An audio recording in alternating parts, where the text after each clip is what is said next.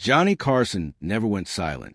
In 25 years of hosting The Tonight Show, through technical difficulties, awkward guests, and bombing jokes, Johnny always had something to say. Until October 23, 1987, his producer, Fred Dordova, walked onto the stage during a live broadcast, something that had never happened, and handed Johnny a folded piece of paper. Johnny read it. His face went white. The smile disappeared completely.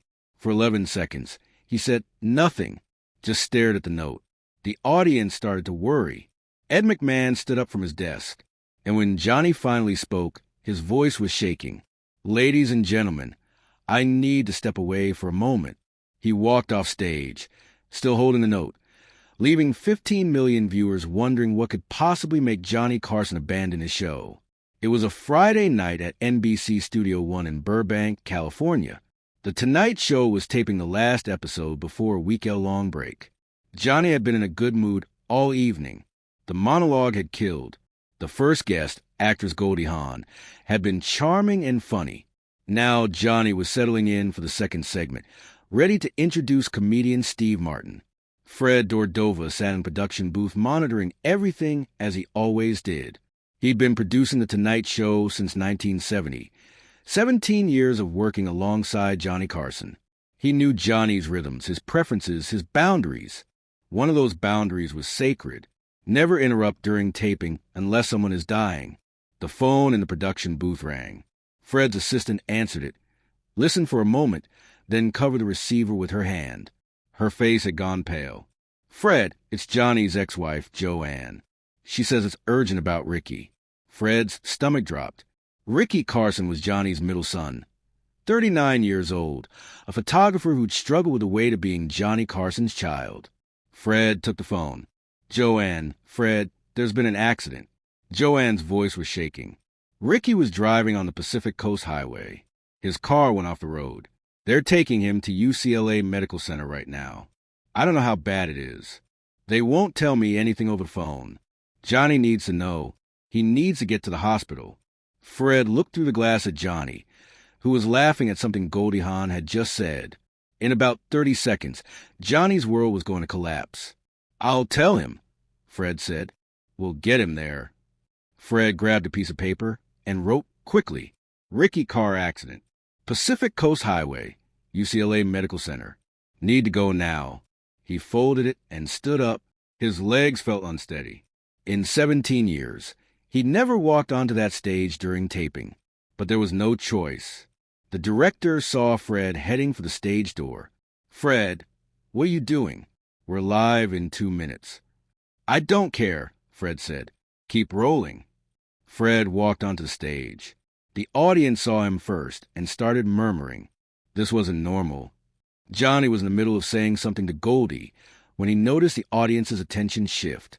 He turned and saw Fred approaching. Johnny's smile disappeared immediately.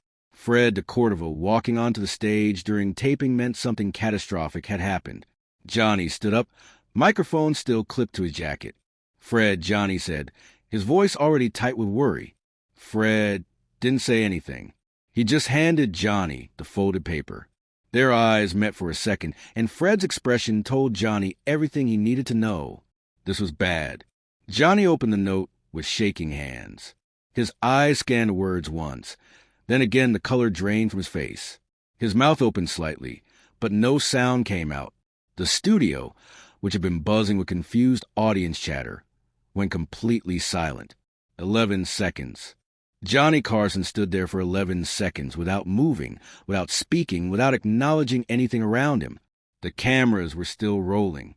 15 million people were watching. But Johnny Carson, the man who built a career on perfect timing and never missing a beat, was frozen. Ed McMahon stood up from his desk. He could see Johnny's hands trembling. "Johnny," Ed said gently.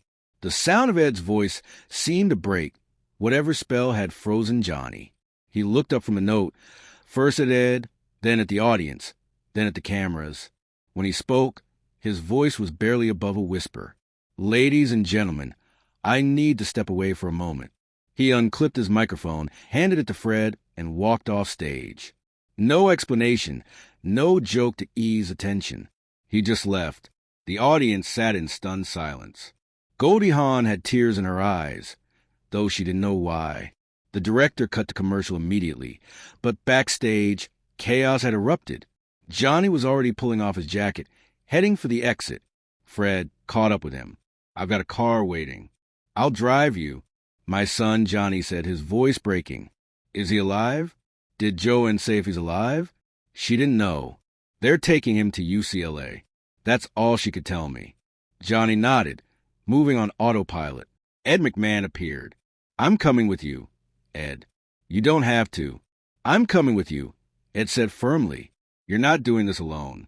The three men rushed out the back exit, where Fred's car was waiting. As Fred drove through Burbank toward Westwood, Johnny sat in the back seat staring at nothing. Ed sat beside him, not saying anything, just being present. "I haven't talked to him in 3 months," Johnny said suddenly. "We had a fight about nothing important. I can't even remember what it was about. I was supposed to call him back. I kept meaning to call him back." "You'll talk to him at the hospital," Fred said, trying to sound confident. "You'll work it out. What if I don't get the chance?" Johnny's voice cracked. "What if the last thing I said to him was angry? What if that's how it ends?" Ed put his hand on Johnny's shoulder. "Don't think like that.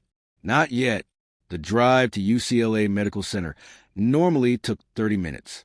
Fred made it in 18, running red lights and praying no cops would stop them. Johnny sat rigid in the back seat, that note still clutched in his hand. They rushed into the emergency room. Joanne Carson was already there pacing near the nurse's station. When she saw Johnny, she ran to him. They'd been divorced for years, but in that moment, they were just two parents terrified for their son. "What do you know?" Johnny asked. "His car went off the cliff near Point Doom," Joanne said, her voice shaking. "Someone saw it happen, called 911. They had to use ropes to get down to him." "Johnny."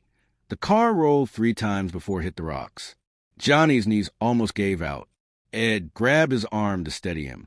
A doctor approached them. "Mr. and Mrs. Carson?" "Yes," Johnny said immediately. "How is he? Is he alive?" "Your son is alive," the doctor said, and both Johnny and Joanne let out sounds that were half sob, half relief. "But he's in critical condition. Multiple fractures, internal bleeding, severe head trauma. We're taking him into surgery now. It's going to be several hours. I need you to prepare yourselves. The next 24 hours will determine everything." "Can I see him?" Johnny asked before the surgery. The doctor hesitated, then nodded. 2 minutes. He's not conscious." Johnny and Joanne followed the doctor to a trauma bay. What they saw made Joanne turn away, crying. Ricky was barely recognizable. His face was swollen and bruised. Tubes everywhere, machines beeping, bandages covering most of his body. Johnny walked to the bedside slowly. He took his son's hand carefully, trying not to disturb before lines. "Ricky," he whispered. "It's Dad. I'm here. I'm so sorry. I'm sorry about the fight. I'm sorry I didn't call. I'm here now, and I'm not leaving. You hear me? I'm not leaving." Ricky didn't respond. The ventilator breathed for him. The monitors beeped their steady rhythm. "Mr. Carson," the doctor said gently, "we need to take him now." Johnny nodded. He leaned down and kissed his son's forehead. "I love you," he whispered. "Please don't leave me. Please." They wheeled Ricky away toward the surgical wing. Johnny and Joanne stood in the empty trauma bay, both crying. Fred and Ed waited respectfully at a distance. The surgery took 6 hours.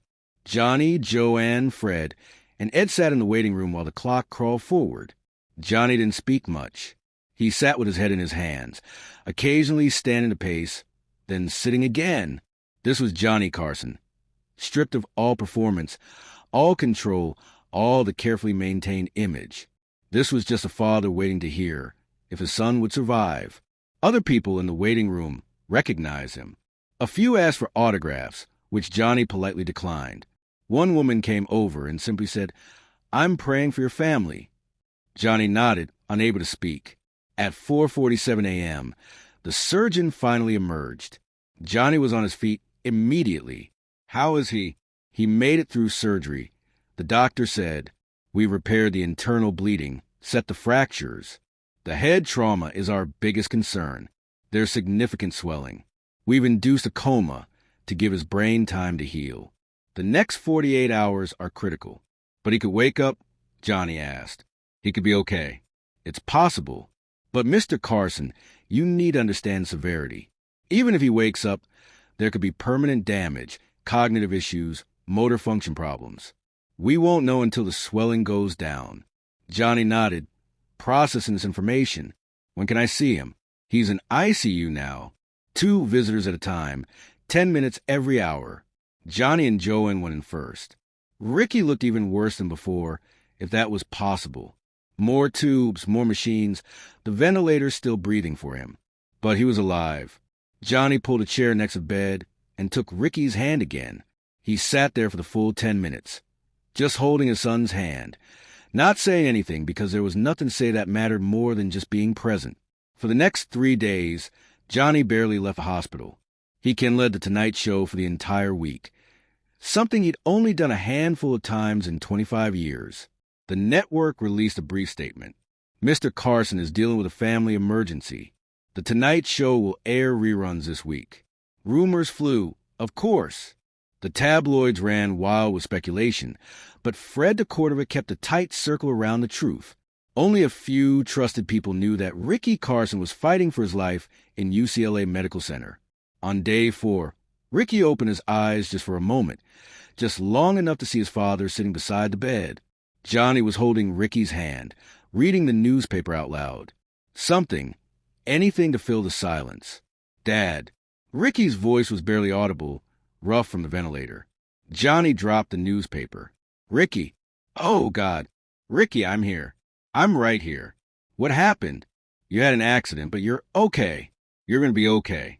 Ricky's eyes closed again, but his hand squeezed Johnny's. Just slightly. Just enough. The doctors called it a miracle.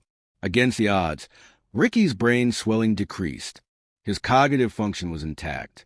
He would need months of physical therapy for the fractures, but he would recover fully. 2 weeks after the accident, when Ricky was stable enough to have real conversations, Johnny sat beside his bed. I need to tell you something, Johnny said. That fight we had, whatever it was about, it doesn't matter. None of it matters. I spent 3 days thinking you might die, and all I could think was that I'd wasted 3 months being stubborn instead of being your father. Ricky's eyes filled with tears.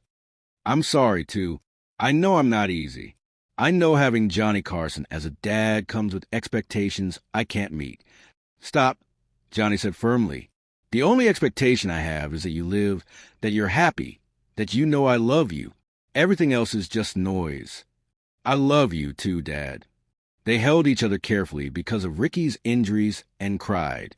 All the years of distance, of complicated feelings, of expectations and disappointments seemed to dissolve in that hospital room. Johnny returned to the Tonight Show 3 weeks after the accident. He didn't explain what had happened. He just said, I had a family emergency.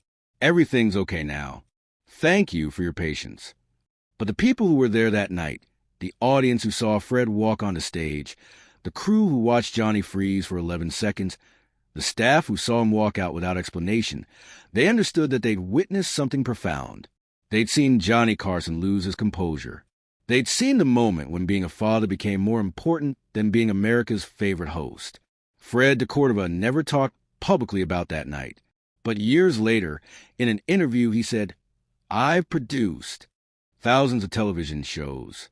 I've seen every kind of moment you can imagine, but nothing compared to watching Johnny read that note. In 11 seconds, I watched him transform from Johnny Carson, the performer, to Johnny Carson, the terrified father. It reminded everyone there that behind the desk, behind the jokes, behind the carefully maintained image, was a human being who could hurt like anyone else. The unedited footage from that night was kept in NBC's archives. The 11 seconds of silence, Johnny's face going white, the moment he walked off stage. The network offered to show Johnny the footage once in case he wanted it destroyed. Johnny declined. Keep it, he said. Maybe someday it'll remind someone that family is more important than television. Ricky Carson recovered fully. He and Johnny rebuilt their relationship over the following years. They had regular dinners, phone calls, visits. The accident had given them something painful but valuable, a second chance. When Johnny Carson retired from The Tonight Show in 1992, Ricky was there in the audience. When Johnny took his final bow, he looked directly at Ricky and mouthed 2 words. "Love you." Ricky mouthed them back. The note that Fred DeCordova handed Johnny on October 23, 1987 contained 19 words. Ricky car accident. Pacific Coast Highway, UCLA Medical Center. Need to go now. 19 words that stopped one of television's most controlled performers in his tracks. 19 words that reminded everyone watching that some things are more important than the show must go on. Johnny Carson went silent for 11 seconds that night. But in that silence, he said everything that mattered. He said that family comes first. That vulnerability isn't weakness. That being a father means showing up even when the cameras are rolling, even when millions are watching, even when it means walking away from everything you've built. The show always went on for Johnny Carson, except once when it mattered most, when his son needed him. And in that moment, Johnny proved that the man behind the desk was exactly who everyone hoped he would be. Someone who understood that love is more important than laughter, and being present is more important than being.